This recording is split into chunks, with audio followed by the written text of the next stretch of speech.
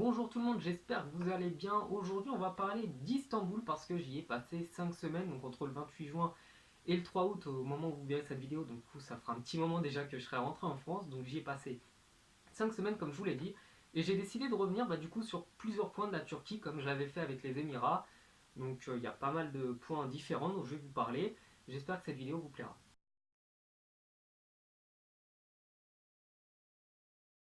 La première question qu'on se pose quand on part dans un pays, c'est si je parle pas la langue, est-ce que je peux m'en sortir? Donc là, en Turquie, la langue officielle est le turc. Istanbul, quand j'y suis parti, je me suis dit que, étant donné que c'est une ville très grande, avec beaucoup de gens, avec pas mal de touristes, j'allais quand même m'en sortir. Mais en fait, pas du tout. C'est impossible de s'en sortir en Turquie si vous ne parlez pas turc. Parce que, d'après ce que j'ai compris avec les quelques personnes que j'ai rencontrées qui parlaient anglais, hein, c'est quand même extrêmement rare de trouver quelqu'un qui parle anglais là-bas, et bah on leur explique à l'école, et les médias, et puis les politiciens, etc., expliquent que l'anglais ne sert à rien, que l'arabe, pareil, parce qu'on peut se dire, c'est un pays musulman, donc l'arabe peut servir, que l'arabe ça sert à rien non plus, que le français ça sert à rien, l'espagnol ça sert à rien, l'allemand ça sert à rien. En gros, on explique aux gens et aux jeunes de là-bas que seul le turc est utile, et du coup, si vous parlez pas turc, c'est extrêmement dur de se faire comprendre. Donc moi, généralement, j'avais tout le temps Google Traduction. Donc quand j'avais une question à poser, j'allais dessus et puis ça me permettait de me faire comprendre. Mais si vous n'êtes pas avec quelqu'un de turc, vous n'allez jamais vous en sortir à Istanbul. C'est quasiment impossible. Enfin, c'est vraiment une mission très compliquée là-bas.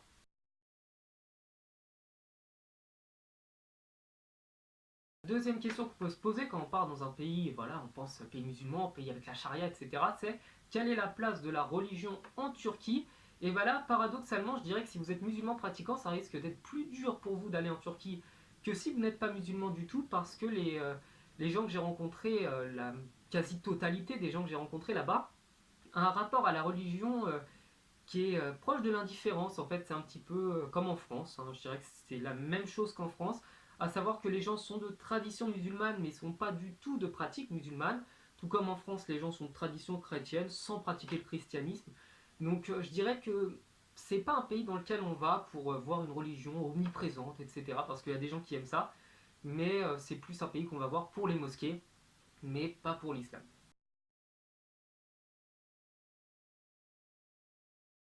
Le troisième point, le coût de la vie. Donc, est-ce que aller en Turquie, ça coûte cher? Là, j'ai envie de répondre, ça dépend de votre pays. Mais si vous êtes français, belge, anglais, allemand, ou que vous venez simplement d'un pays d'Europe un petit peu plus aisé que les autres, là, le coût de la vie est tellement bas que vous allez vraiment pouvoir pas mal sortir, pas mal vous faire plaisir. Parce que faut savoir que le salaire minimum là-bas, au moment où je tourne cette vidéo, est à 2000 lire par mois, donc l'équivalent de 350 euros, 300-350 euros.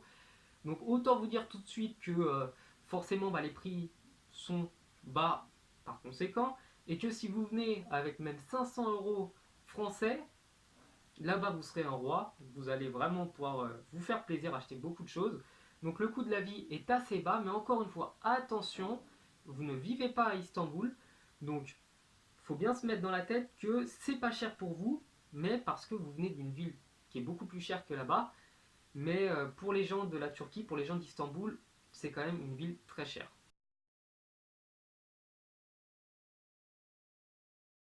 Toujours dans le troisième point, on va mettre un petit B. Faire les boutiques. Donc là, faire les boutiques à Istanbul est extrêmement avantageux. Donc il faut savoir que toutes les vestes que vous allez voir, tous les pulls, tous les maillots, toutes les chaussures, vraiment quasiment tout ce que vous allez voir là-bas, faut diviser les prix français par 3 ou 4, voire des fois plus. Donc il faut savoir que je ne vais pas vous les montrer, mais j'ai acheté des polos, j'ai acheté des jeans, j'ai acheté des trucs comme ça, qui m'ont coûté peut-être 3-4 euros, alors que j'aurais payé 20 à 30 euros en France.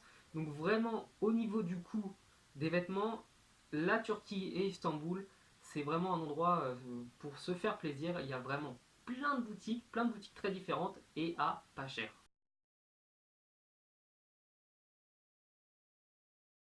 Quatrième point au niveau des choses à faire, des choses à voir. Donc là, moi, il faut savoir que j'étais dans le quartier de Gazosman Pacha, donc c'est plutôt vers le centre, c'est pas très loin de Eminönü, etc. Donc vraiment le quartier très touristique d'Istanbul. Mais il faut savoir qu'en une semaine grand maximum, vous aurez vraiment fait le tour de ce qu'il faut voir à Istanbul. Istanbul, c'est pas une ville avec beaucoup de musées, c'est pas une ville avec beaucoup de parcs, c'est pas une ville avec beaucoup d'attractions, beaucoup de trucs super touristiques. Donc il y a un très beau musée de l'archéologie, il y a aussi un musée, je crois, d'astronomie, etc. sur toutes les découvertes liées au monde musulman. Donc ça, par contre, c'est des choses à voir. Il y a vraiment des belles choses à faire. Je vous mettrai probablement en description, hein, donc vous donner les bons conseils. Mais Istanbul, c'est pas comme Paris du tout. C'est pas une ville où il faudrait limite un an pour tout voir. Là, c'est quand même assez petit. Il n'y a pas grand chose à voir en fait par rapport à ce à quoi je m'attendais.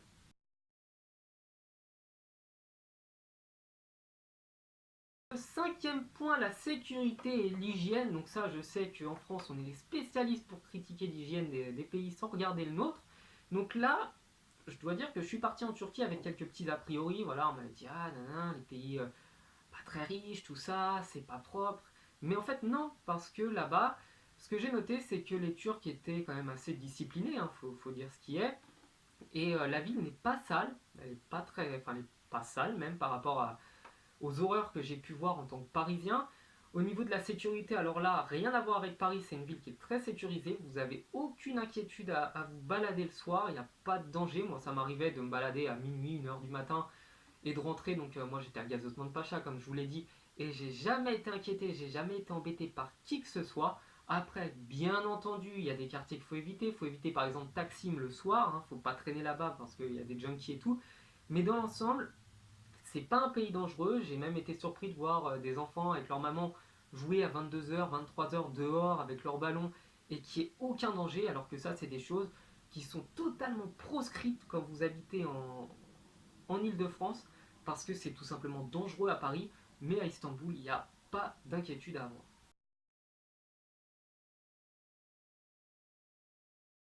Ça doit être le sixième point. Là, on va parler de la nourriture, un sujet compliqué parce que j'ai pendant 5 semaines eu des problèmes de ventre. Je vais pas vous faire un dessin, mais ils se sont calmés quand je suis rentré en France, donc vous aurez compris pourquoi, je me doute.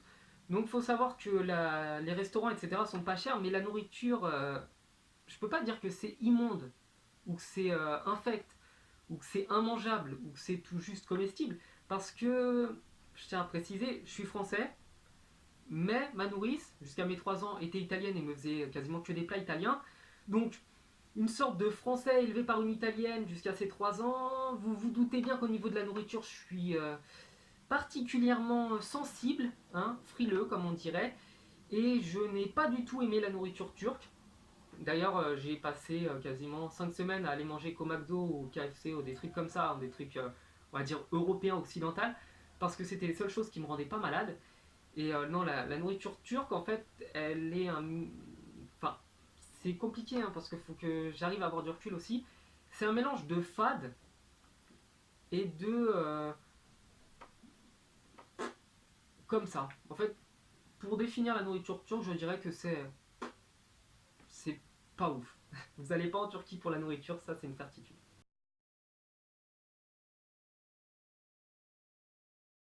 Septième point, les transports en commun. Donc là, Istanbul, en voiture, faut oublier totalement, parce que la voiture, vous n'allez pas circuler, c'est pire qu'à Paris. Et pourtant, on sait tous que Anne Hidalgo à Paris essaye de tout faire pour bloquer la ville. Mais Istanbul, c'est des bouchons, des bouchons, des bouchons. Donc le meilleur moyen là, c'est les transports en commun.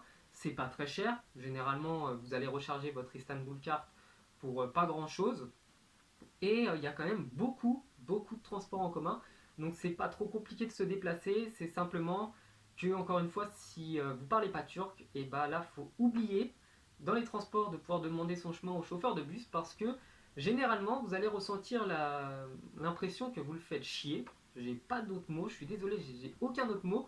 Donc prévoyez en avance les trajets que vous allez faire. Tenez-vous-en à ce plan-là et ne demandez pas votre route parce que les chauffeurs de bus, vous allez vraiment, vraiment les déranger.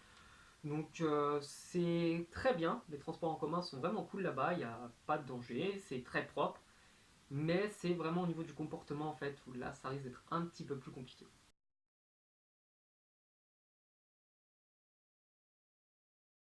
Et enfin, le dernier point donc on va aborder, c'est le comportement des gens. Et là, peut-être que vous le savez, mais j'ai eu la chance, parce que j'appelle ça une chance, de visiter 10 ou 11 pays, je ne sais plus exactement. Donc, de voir 10 ou 11 peuples différents, des gens tous très différents selon les régions du pays, etc. Et j'ai jamais été aussi mal accueilli qu'à Istanbul. C'est une ville où les gens sont très froids, ils ne répondent pas si vous leur dites bonjour, ils ne viennent pas vous aider si vous avez besoin d'un coup de main, ils viennent pas vers vous, ils ne veulent pas d'ailleurs que vous veniez vers eux, je pense. Donc si vous êtes habitué à la chaleur humaine, ça risque d'être très compliqué pour vous parce que moi, comme je vous l'ai dit, j'ai un lien avec l'Italie. Je suis habitué au comportement des Italiens, je vais régulièrement en Espagne et même en France, je suis quelqu'un de plutôt chaleureux, hein. J'aime beaucoup sourire, j'aime beaucoup plaisanter, aller vers les gens. Et la Turquie, bah, c'est un autre peuple. Il faut s'adapter au peuple où on va, hein. On ne peut pas demander à tout le monde d'être comme nous, parce que sinon je vois pas l'intérêt de partir. Mais c'est très compliqué au début et même encore maintenant, j'ai vraiment beaucoup de mal avec la Turquie, avec les Turcs, parce que l'accueil que j'ai reçu, j'avais l'impression d'être une gêne pour eux, de déranger. Donc j'espère me tromper, j'espère que c'était qu'une mauvaise sensation, que j'ai juste rencontré les 200 mauvaises personnes d'Istanbul, mais j'ai vraiment pas du tout accroché avec le comportement des gens.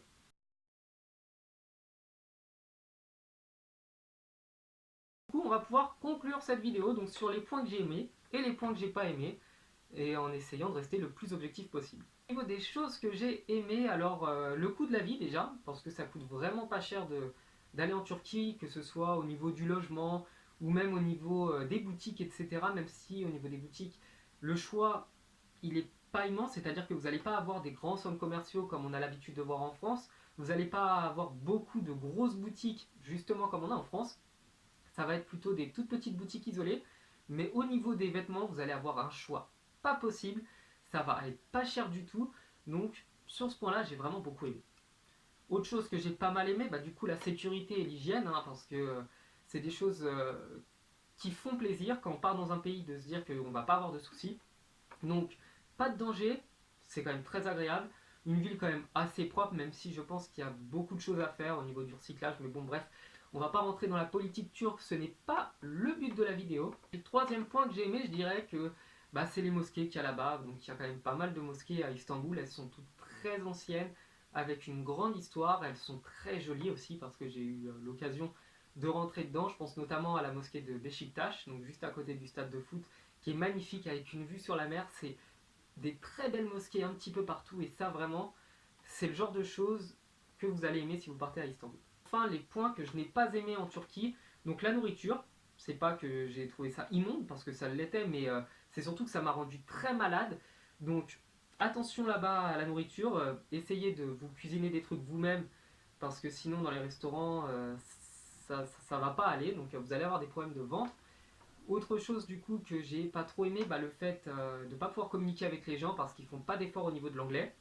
Donc ça c'est très dur parce que pour quelqu'un comme moi qui suis très affectif, hein, je fonctionne beaucoup à l'émotion, et bah ne pas pouvoir parler avec les gens parce qu'ils considèrent que votre culture n'est pas intéressante, je le sens comme vraiment pas bien, enfin c'est très vexant, donc c'est quelque chose que j'ai pas aimé. Dernière chose que j'ai pas aimé, bah du coup, c'est forcément la place de la religion en Turquie parce que tout ce que j'avais vanté aux Émirats au niveau bah, justement de l'importance de la religion, de la chaleur humaine, des gens qui sont prêts à vous rendre service, qui sont prêts à vous aider, sachant, précision, qu'aux Émirats Arabes Unis, bah, les gens que j'ai rencontrés, c'était quoi? C'était des Sénégalais, des Algériens, des Bengalis, des Sri Lankais, des Qataris, des Émiratis, etc. Enfin bref, j'ai vraiment rencontré des gens de partout et j'ai été très bien accueilli. Je me suis senti chez moi dès le début, alors que bah, le peuple turc est très différent. C'est le peuple turc.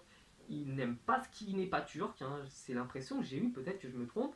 Donc il n'aime pas ce qui n'est pas turc et du coup, bah, en fait, moi qui fonctionne à l'émotion, je dirais que ça a vraiment pourri mon voyage parce que pour moi, une ville, même s'il n'y a pas grand chose à faire, pas grand chose à voir, si les gens sont gentils, et ben, je vais toujours préférer ce pays-là à l'autre où il y a plein de choses à voir, plein de choses à faire, mais où les gens vont pas me calculer.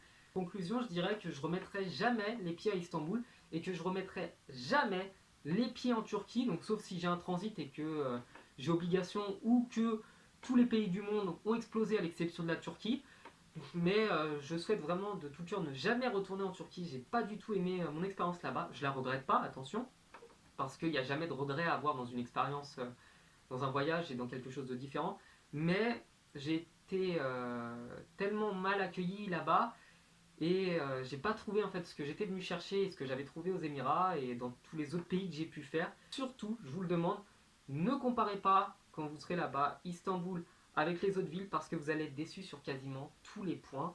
Donc voilà, je dirais tout ça. Et je m'excuse auprès de ceux qui auraient pu se sentir vexés par mes propos. Donc c'est pas le but, j'ai essayé d'être objectif et j'ai essayé de ne pas faire trop parler mes émotions.